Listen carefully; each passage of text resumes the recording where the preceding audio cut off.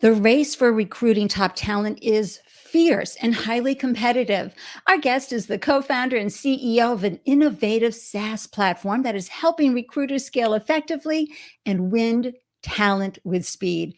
He's also a serial entrepreneur and will be sharing the startup stories we always love to learn from. Stay tuned, everyone, for the Startup Live show. Let's glow.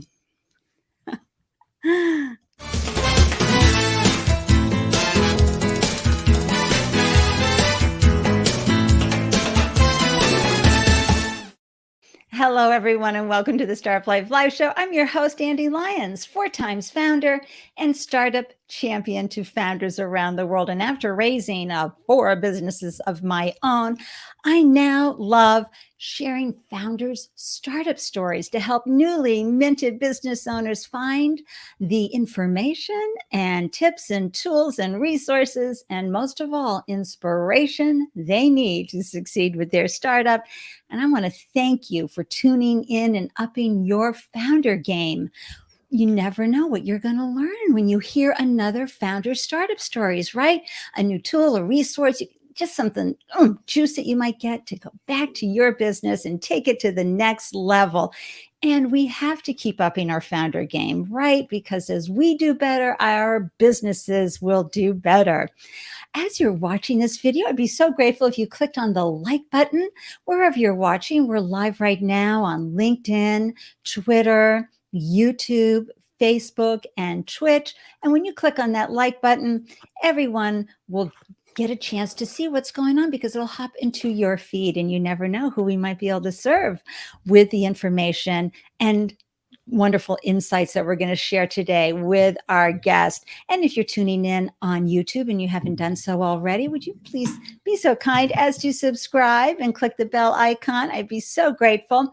And hey, how do you know whenever I post a new show on the Startup Live show? I'm here live most Tuesdays and Fridays. Well, you join the meetup group.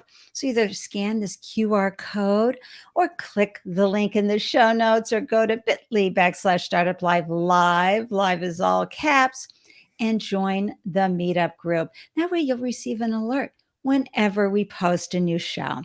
So I'm so excited to introduce you to our guest today. He's a phenomenal founder. Let me just throw up some artwork here while I tell you all about him. It's serial entrepreneur Darrian Mikell. Darrian is the co-founder and CEO of Qualifi, a SaaS platform that powers the fastest phone interview experience in the world and helps recruiting teams hire great candidates faster than ever before. Darrian is a serial entrepreneur and business leader out of the Indianapolis, Indiana area, and his passion is bringing people together to build products and services that positively impact the world we live in. Oh my gosh, we're going to learn so much from Darrian. Let me just bring him up into the screen right here with a round of applause. Yay, Darrian! Thank you for having me, Andy. I appreciate the intro. Oh, I'm so happy to have you here and so grateful for your wisdom that you have brought with you from your lived experience as a founder. So tell me, before we get started, we just came off the U.S. celebrating Thanksgiving. What are you feeling really grateful for right now? That's a lot. Yeah, I'm feeling grateful for a lot of things. I have a beautiful family that's healthy and doing well, growing, and then my team. Really thankful for the progress that we've made this year, and we've added a lot of new faces to the team this year, and it's been really exciting just to see everyone come on board, and so far them all enjoying working with each other. Oh So my gosh, and we're going to talk more about there's lots that to be. because you all at Qualify celebrate your new hires, your existing hire, your existing team so well. I just feel like you really honor the whole group that's helping you build this wonderful platform and scale this wonderful platform. I want to remind everybody, if you're tuning in live or even if you're tuning in later, be sure to amplify your business. Okay, you got a startup, you might want to have me bring it up on the screen and share it with the world. You can do that by adding your business name, your website URL, and a one-liner, because sometimes the company name doesn't give us an idea of what they are. So that way, Darrian and I can celebrate you and what you're doing. And please do not hesitate to pop questions or comments into the feed wherever you're watching live right now, because that way we can add your thoughts and comments to the engagement and we all learn from each other. Okay. So I just wanted to put that out there to everyone. So, Darrian, oh my gosh, you have been, and we'll go into more details, a real serial entrepreneur. There's just like nothing you haven't tried yet. But what was it that had you going, you know what, I am going to launch this business. I'm going to solve this problem and become an entrepreneur? Yeah, I think there's a lot of things. So just throughout my life, I didn't really know what entrepreneurship was, and it wasn't really until college that I discovered like what that meant. I always kind of had these ambitions and things that I was interested in, things I wanted to invent or just try. But it really wasn't until college that I kind of put two and two together and understood like what that actually meant. In terms of Qualify, it was really just seeing a pain point that I was experiencing myself. Right. That's how most of my, I would say, quote unquote, good ideas come about. I have a lot of ideas that I like to write down. Some of them are terrible. Some of them are just names of things that I think would be cool at some point, and some are most of the decent ideas come from Yeah. actual pain points that I've experienced. And so Qualify was kind of born out of, like you said, like lived Right. experiences that I was facing. And had you had role models growing up, or were you the first one in your extended family to leave the guaranteed paycheck and benefits behind? You know, um, I don't know if I was the first one. I definitely had role models. I think something that's for me, me and my brother, he's one of my co-founders that I have the pleasure of starting this business with.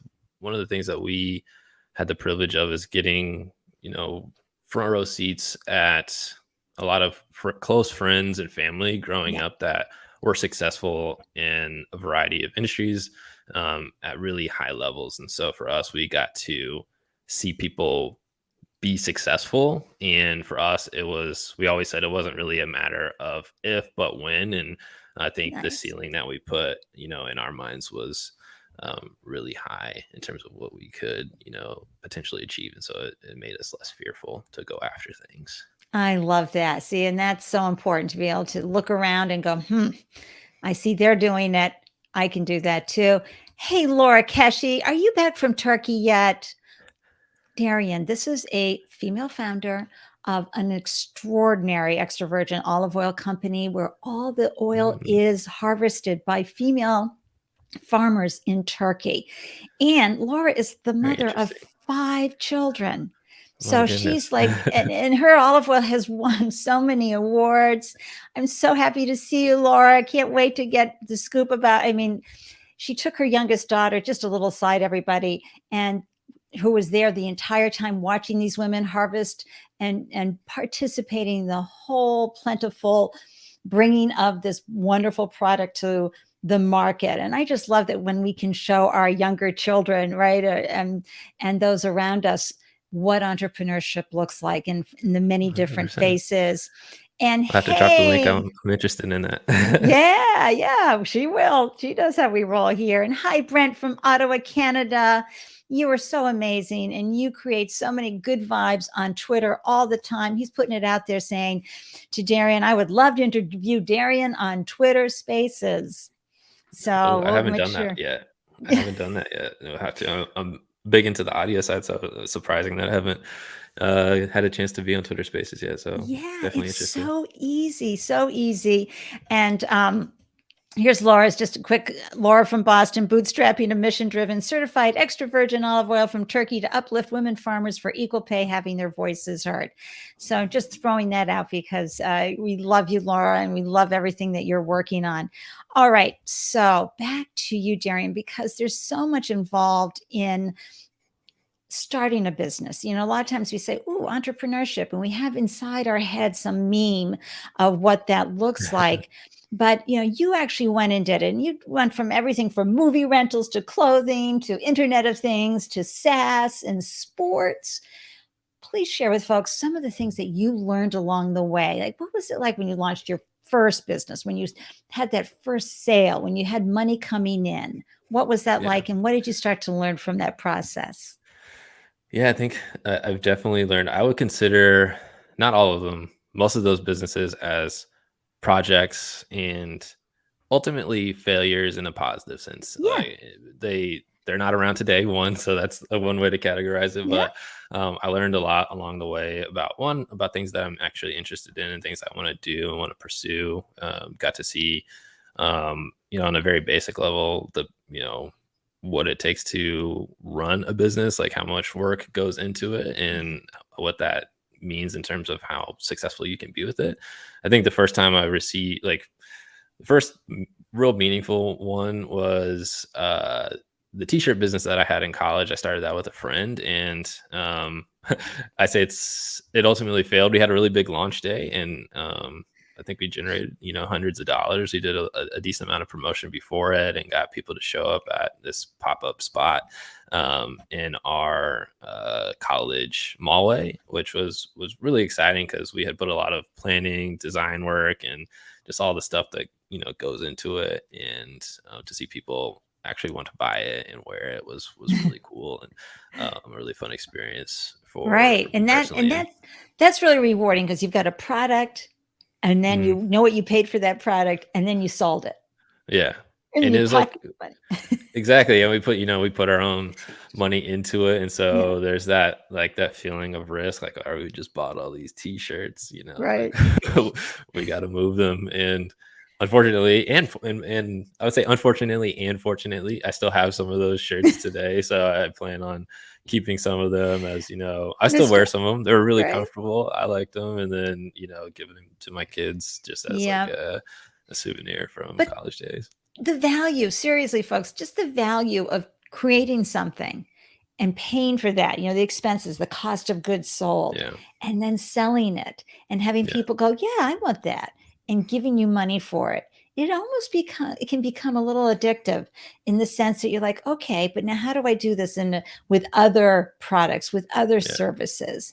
And yeah. so how did that all form your next adventure? And did you go into corporate for a while? Did you learn the ins and outs of what an enterprise was like, or were you always launching your own businesses? Yeah, so a little bit of both actually. So a little bit of background. I studied entrepreneurship and finance in college. Those are my kind of two degrees.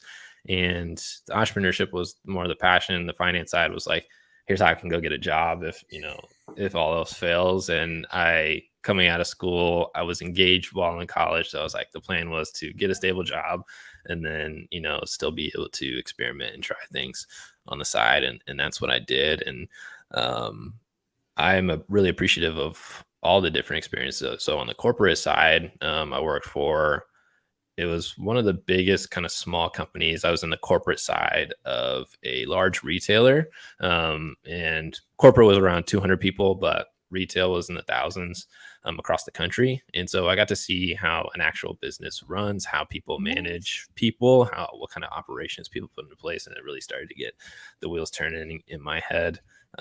Along that path, though, I started with the t-shirt brand, and then a friend of mine who became my boss and that I worked for at a previous company. We were in the world of e-commerce, and so he was telling me about the world of Amazon. So I started selling things on eBay and on Amazon, and Yay.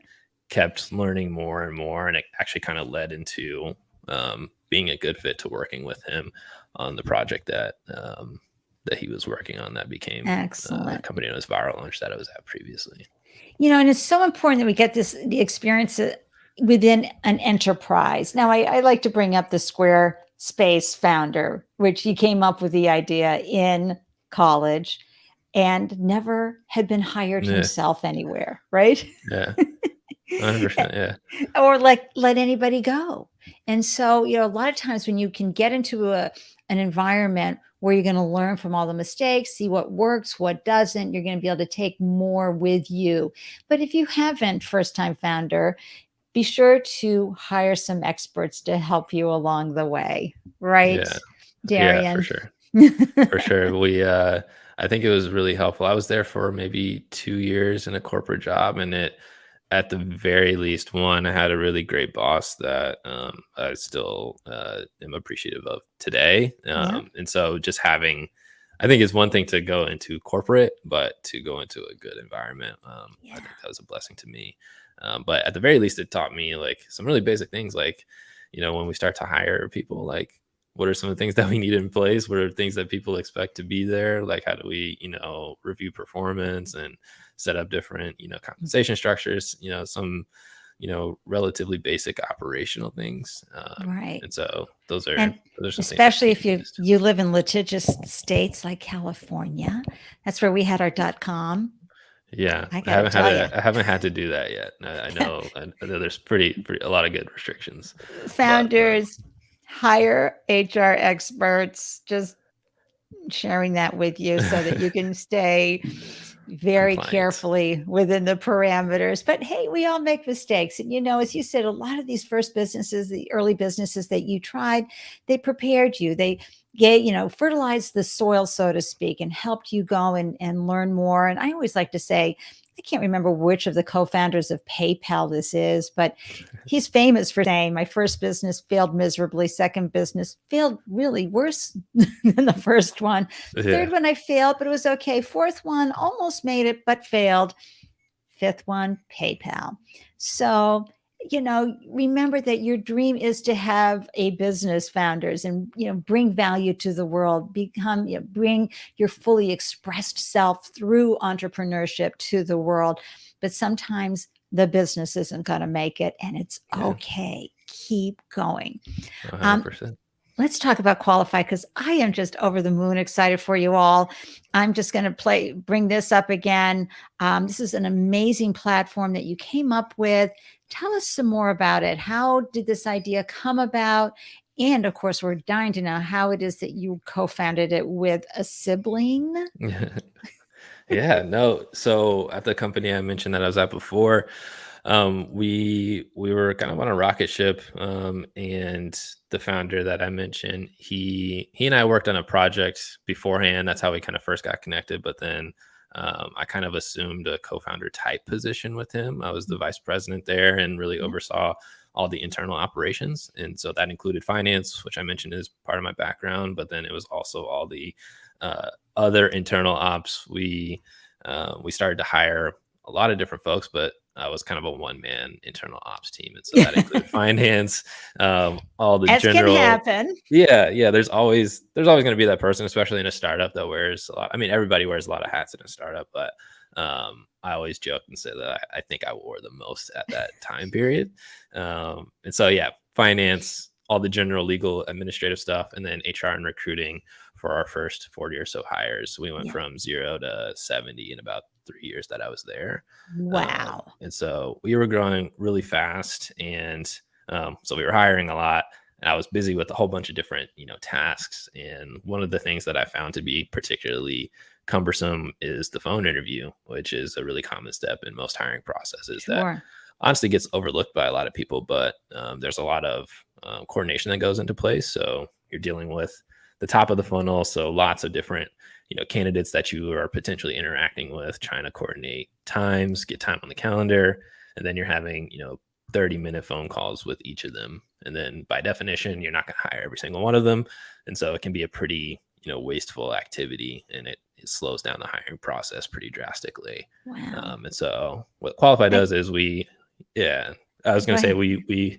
we allow you to pre-record audio-based questions into our platform, and then you can structure these personalized interviews that you can scale with. So you can interview one person at a time, or you can send them out in bulk or automate the process.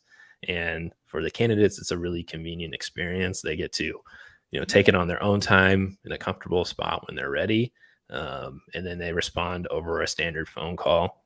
They just hit a start button and our system dials their phone, and they respond to the questions, and they get to hear the recruiter's voice. So it's still personal, So it has a bit but of a way human more touch because they're convenient. able to hear the recruiter's voice and they're getting a feel for the vibe. 100%. And then, yeah, we obviously record and capture that audio. We also transcribe it and make it available for the recruiting teams to review. And they can also easily share with their team. So it just makes the whole process move a lot faster, and helps them to be more standardized and objective in their process. Well, of course, I've been unhireable, unemployable since '92. I did fall off the wagon. I think I got a job for a minute in 2010, but I did think I might want to go back to work for somebody after one of my Mhm. last businesses in 2016. And I just always felt so, empty from the experience because there was no reciprocity, it felt. And Mhm. so what was the experience that you had that, I know you had to bring 70 people on board in a very short period of time, and you wanted to make sure that you had the right hires and you didn't lose them to someone else. Yeah. What was the pain point that you had really experienced where you were like, okay, I have got to do something with this business. I have got to go and solve this problem in Yeah. recruiting. I mean, and honestly, it's still something that we, even with Qualify One, we eat our own dog food. We utilize Qualify, when we're hiring people, just partially to give them a feel for, what Yeah. it is that we do as a business. But even still, when we get into like kind of the live interview scenario after that, it takes up a huge amount of time. For me at the time, though, it was like huge chunks of my day. Essentially, I won't say wasted because you get to learn from every Hmm. candidate, but like I said, by definition, you're not going to hire all those candidates. Oftentimes, when we hear this from recruiters, within the first 5 minutes of a phone call, you can tell whether or not someone is going to ultimately be a good fit for the organization, and you still have to kind of hang on for Yeah. a little while longer, in order to not be rude.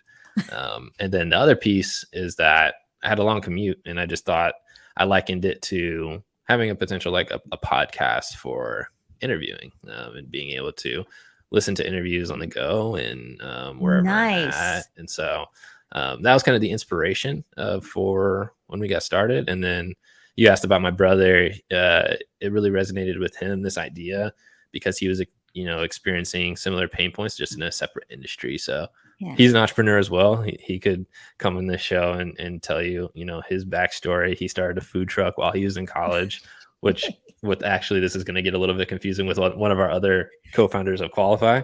They both went to school together, and so they hired people there, but also during their off season, he managed a territory for a senior home care organization, Hmm. and there's a lot of turnover in that industry. So Yeah. recruiting became, one of his main priorities, and Oh, kind of yeah. constantly, being on the phone there. And, and this is also really hard in the EMT ambulance field Yeah. as well. I mean, I didn't know this until I spoke to a founder a few years ago, retaining and all of that, but also onboarding can be so challenging. Now, and did you or your other co-founders have any tech background in a way that, or have you had to delegate offshore the product development side, or did you bring on a CTO? How did that work out? Yeah, so we've built everything in house. Myself and my brother are not technical at all, so we have not coded one single line. Okay. The person that I mentioned, that was his co-founder at, the food truck. He's Mhm. also a self-taught developer. So he was actually, I think, in chronological order, the last co-founder that we brought on, and then we have another co-founder. His name is Deshaun. We have another co-founder named Keenan, and they are, respectively, our VP of product and our VP of engineering. At first, it was just really collaborative effort in terms of, Sure. like we didn't have like any specific procedures. It was like, all right, this is what we need to build, and then they would go build it. And now we're starting to build. We've added to our engineering team, starting to build out our product team as well, and But starting to create let's go a back to cadence those around early that. days, because as you as a founder, a co-founder and CEO, you have to be able to share the vision to pull people away from what they're doing at a salary that you probably can't afford when you're starting Mhm. out. Share with us how you were able to recruit folks with your idea. Like, come on Yeah, board. I've got this great idea. We're going to do this. How did that work? yeah. I think that is, if I was to toot my own horn, I think that's probably what I'm best at, especially in like the earliest stages, is hey, I have this idea. I can't do it by myself. I need your help to get it started. So yeah, all of us, we came on board in different ways. I mentioned how I talked to my brother about it and it resonated with him. And he and I started, sketching things up, talking to potential customers, drafting, ideas around it.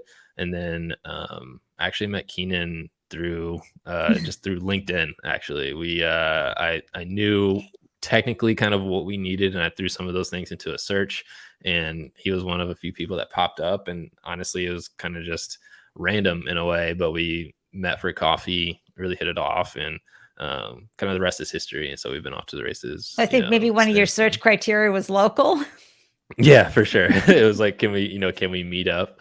We're a remote team now, and so we have folks outside of Indianapolis area. But at first, we were, we're I love all that. like the co-founders are all here in Indy, and so yeah, it was Well, I really love fun that getting started. you put the search into LinkedIn. Really, you're the first founder I think I've ever heard that.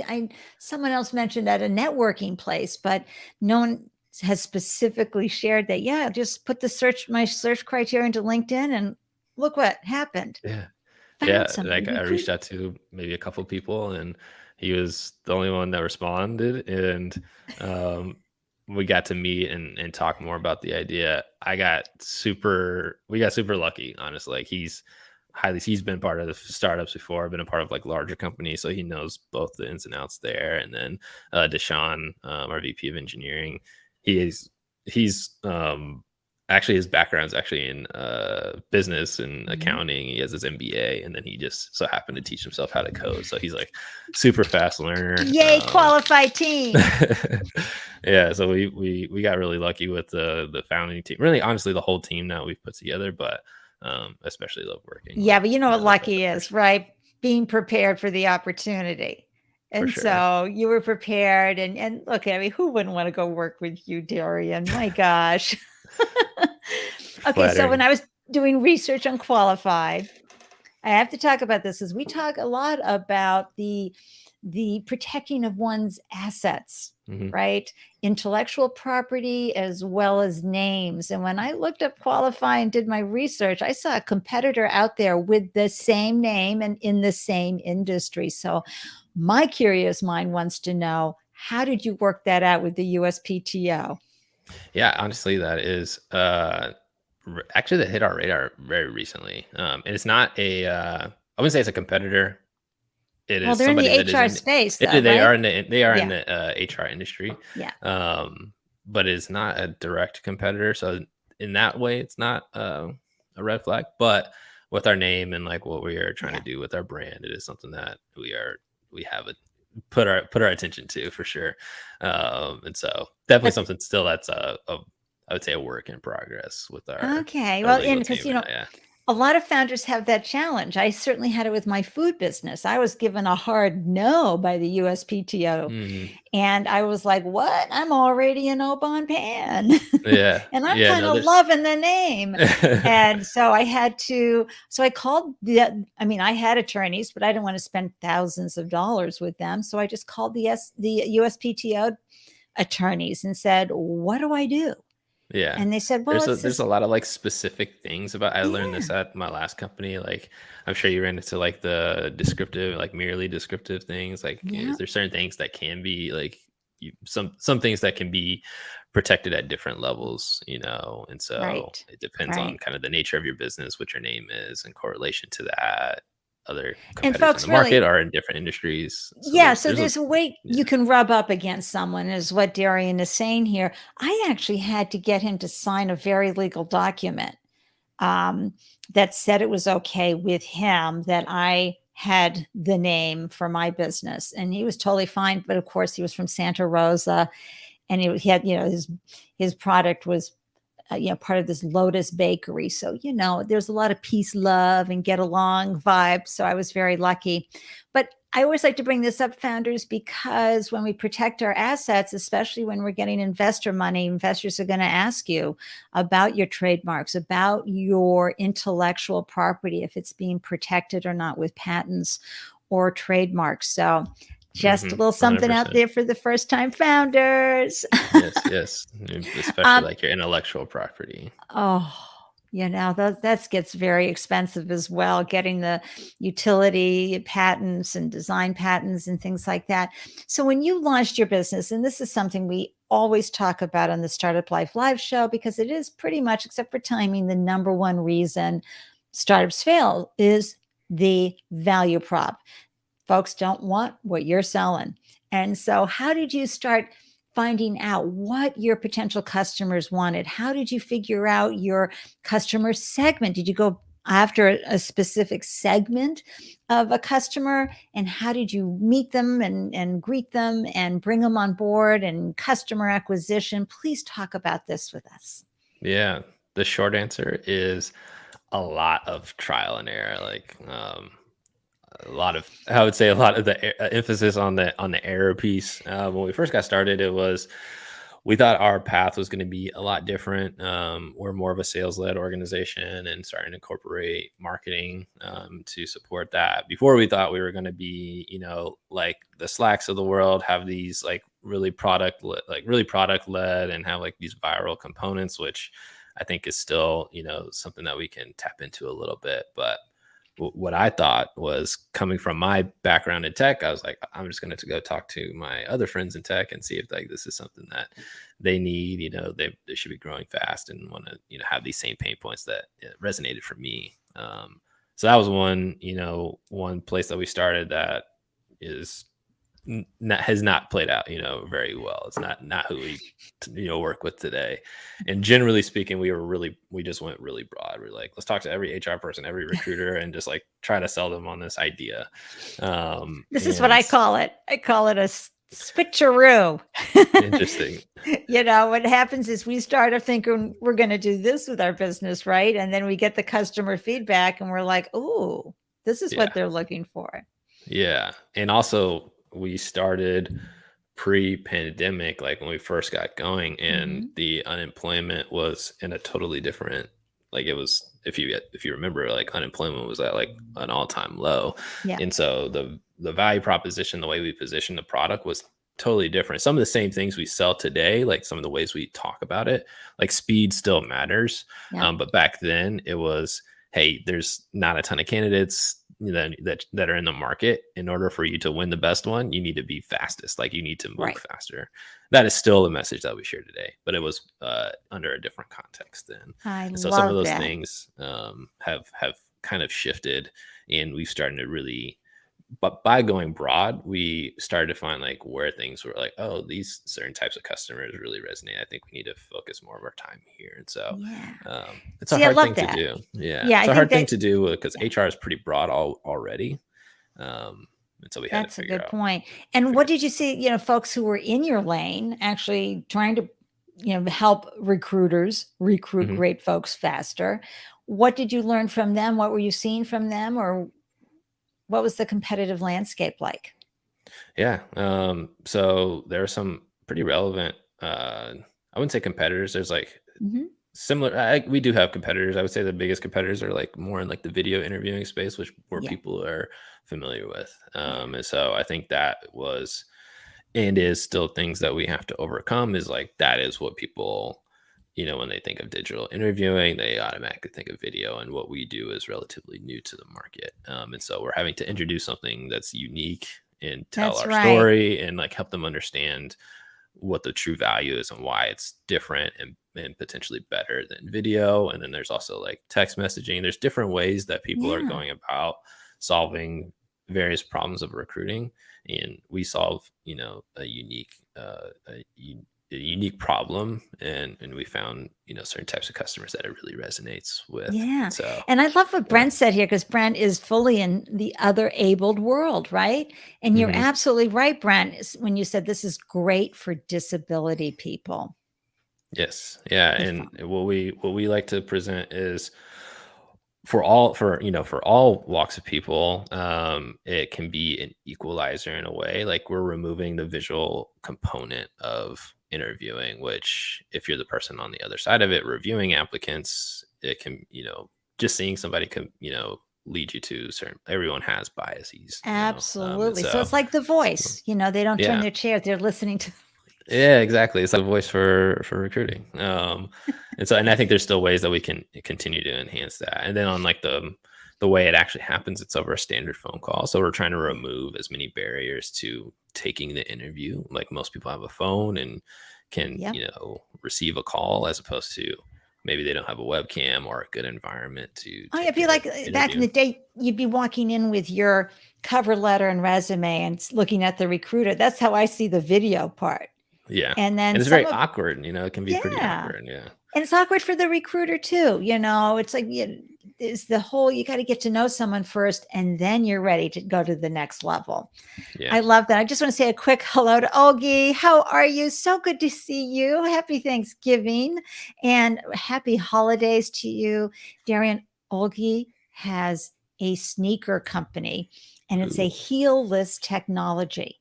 Okay. interesting. And Heel you'd love, list. yeah. And you'd love his story because he had to go to China and figure it out. His family just said, okay, here's our last dollar. Go to China, figure it out. And he did. He had to Yeah. spend a long time there. And he's saying, Darrian, I can relate with you on the IP. It can be and is an uphill battle that can get expensive. I found that the Yeah. key is consistency and knowing your product. Lastly, having a well-experienced IP lawyer or firm always helps. Awesome work. 100%, especially in the physical product world. I've Oh, been there, and with the customers I had at my last company, I know that's a huge thing that people run up against. So yeah, definitely definitely lawyer up and protect yeah. yourself. And folks, visit smthedifference.com to see these sneakers in action. They are outstanding. Oh, you've just done the best job. And since I'm tooting everybody's horn, let me just go ahead and bring up Zaze from Laura. And that's ZAAZEY.com. Follow the harvest and journey on Instagram. Oh my gosh, it's so heartwarming. The photos are so beautiful. I feel like I was with you there. So everybody just go ahead. I'll have the links in the show notes as well.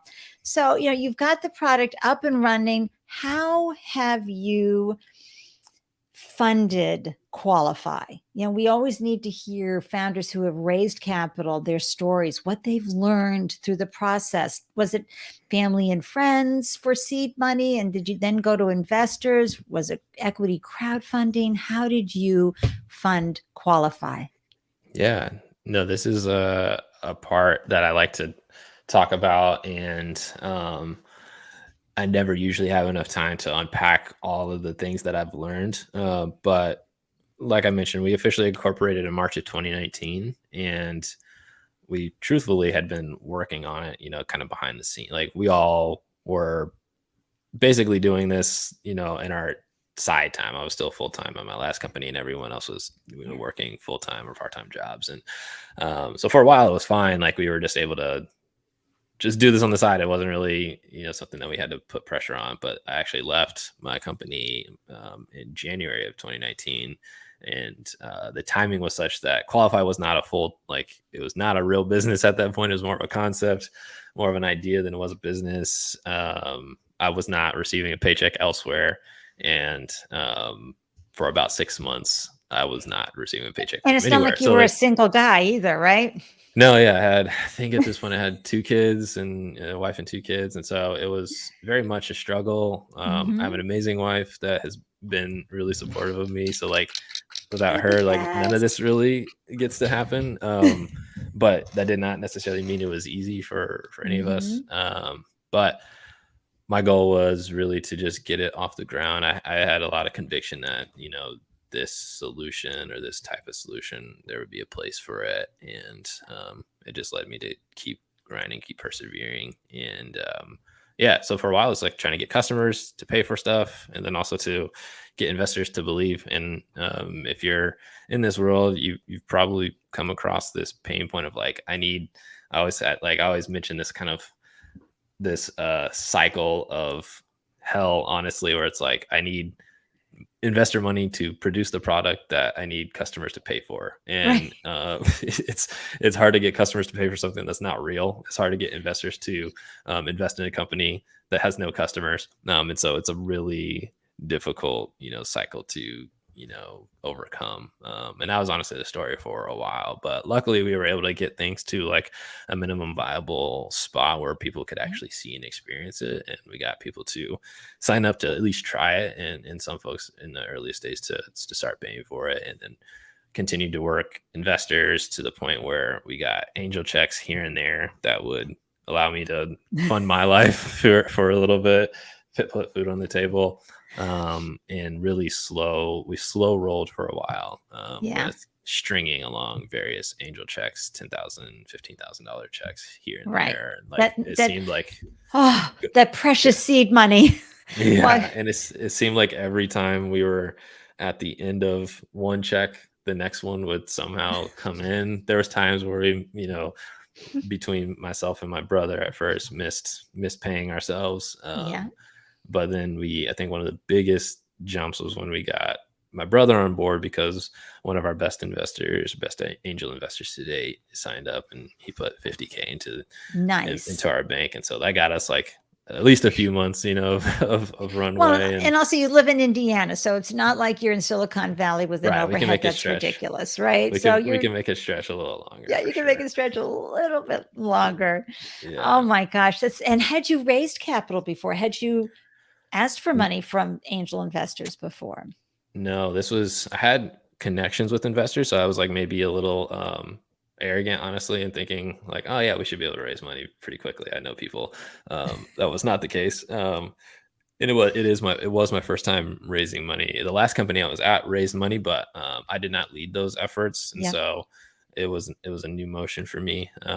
And I learned a lot about fundraising through just honestly the hardships of having Right. a tough time, a tough go at it. We were able to string things along until actually the beginning of this year. We closed our pre-seed funding round. We also got into an accelerator, TechStars, and so Hey, yeah, like congratulations. it's a really big year, and through the combination of that fundraise and then the learnings from TechStars, really learned a lot about how to fundraise more effectively. So that's the piece where I like to share like more insight about how to actually do that. Well, there's a lot of things that I learned, Like, from that what was experience. what was a great win that you had? Because we all know the failures. We all know how hard it can be. I'm always saying, one minute we're popping the champagne, the next minute we're crying into it.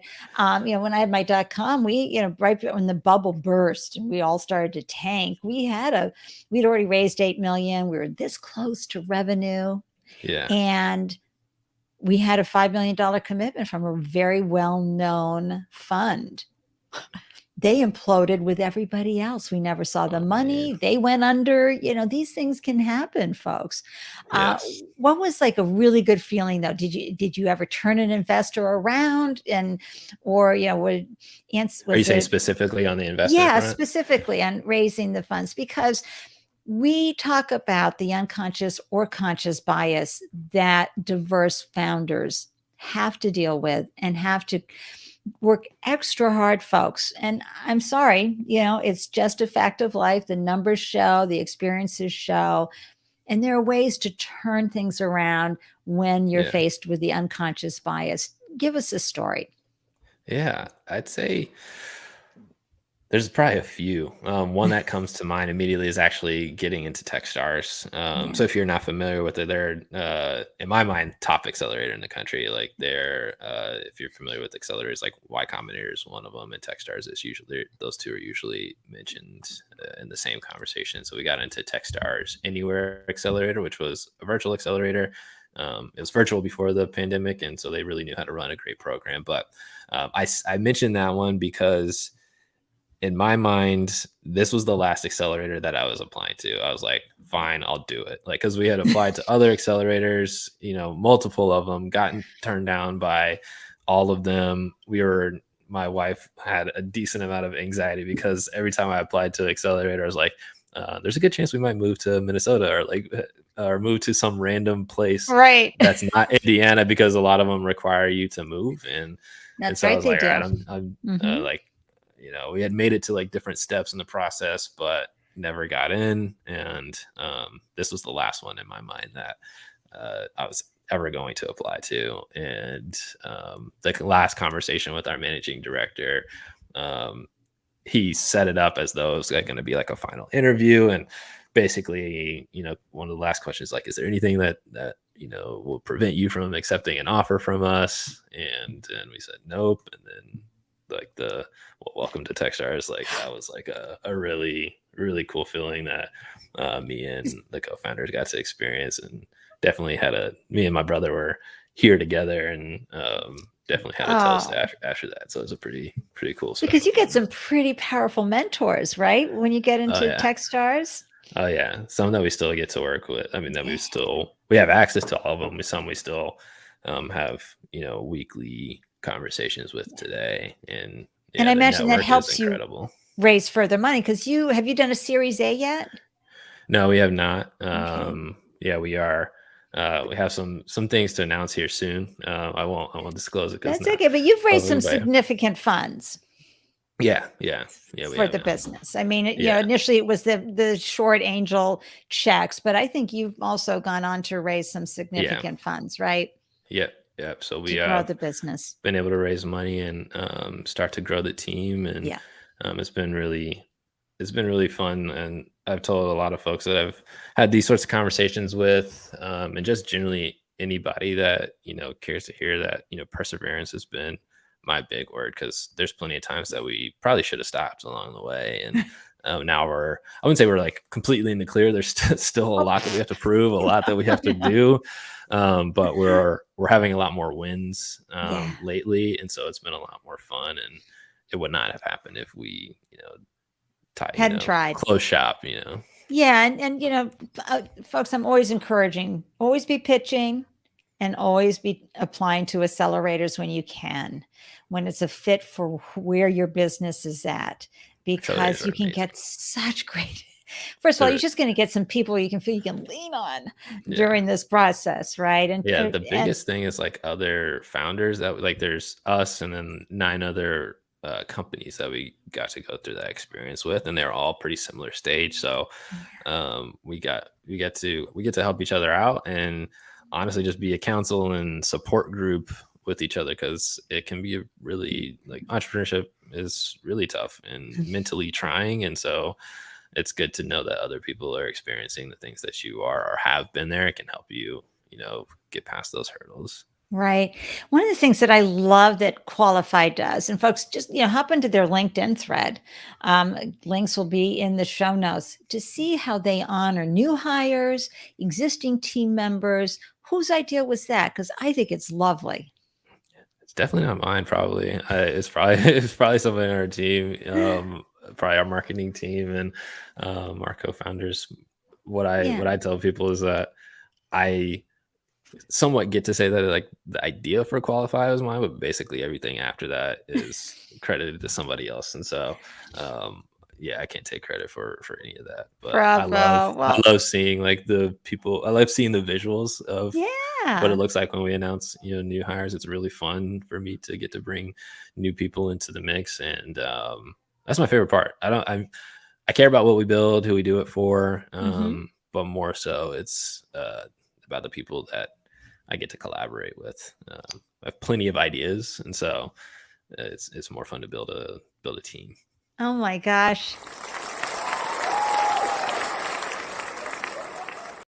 I just had an Andelicious moment for my podcast viewer listeners. It's so lovely to talk to a co-founder who is building a team and who cares so deeply about that team and really experiences joy from the process of onboarding team members and working that component out of the business, because we all know happy team members are happy customers. What is your vision for Qualifi now? Where do you want to see it over the next 12 months? Yeah, I really want us to start to come into our own.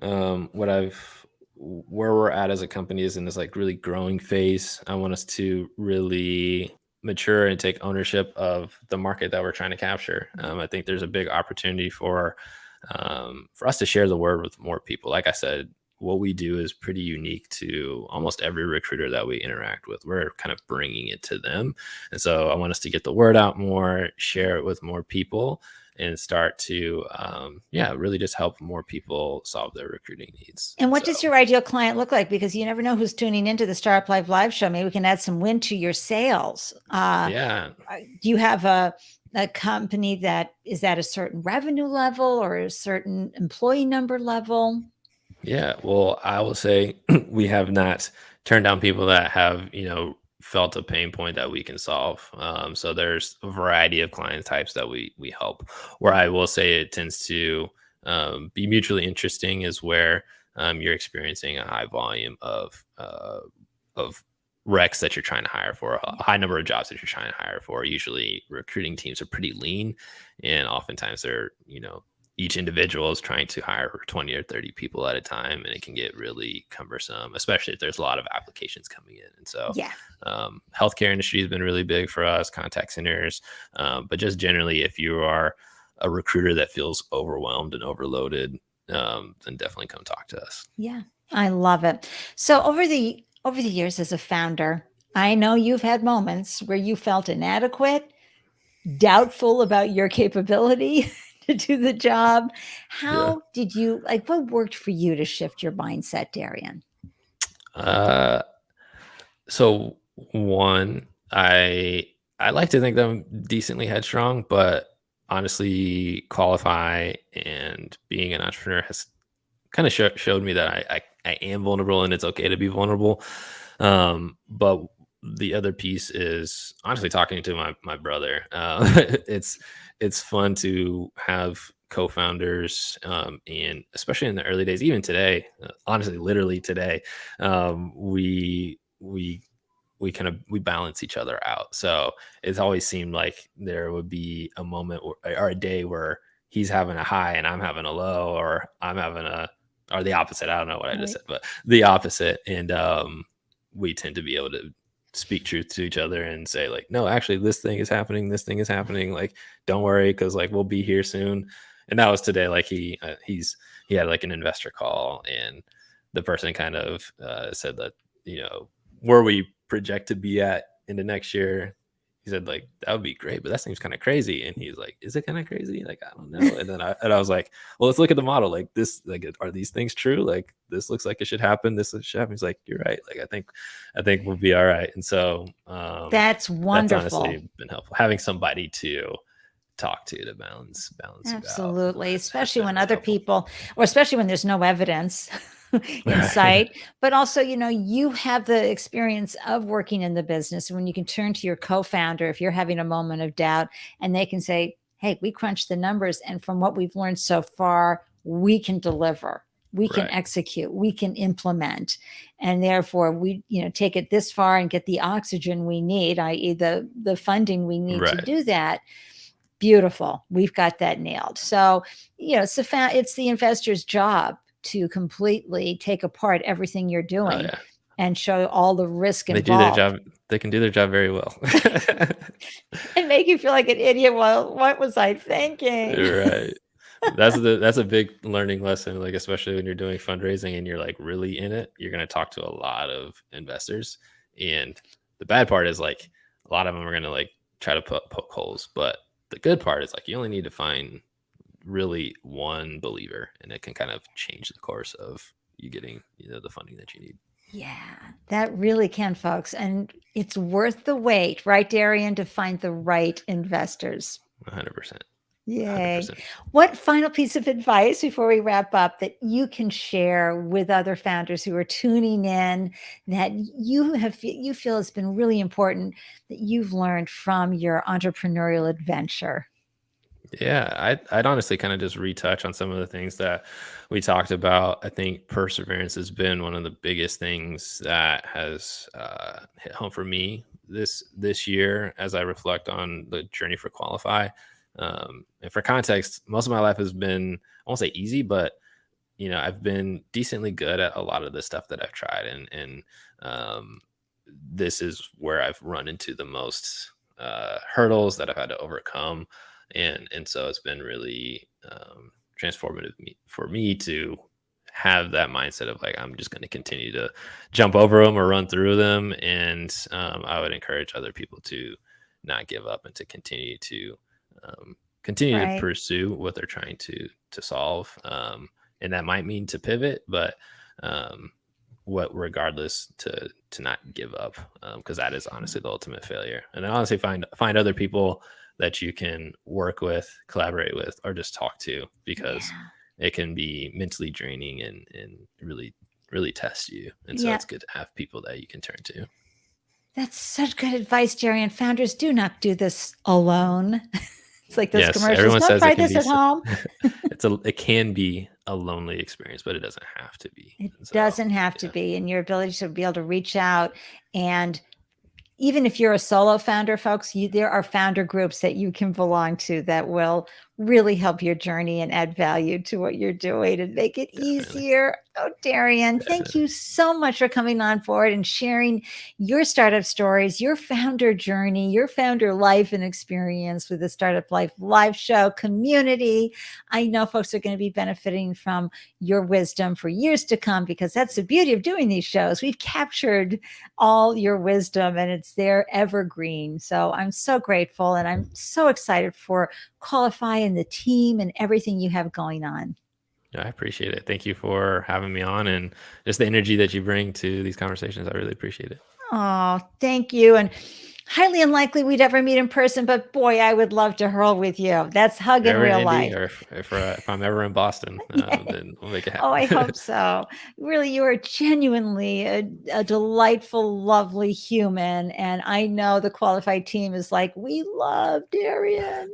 And I'm sure you've had a huge imprint on the culture of your business along with your co-founders. So thank you for leading that as well.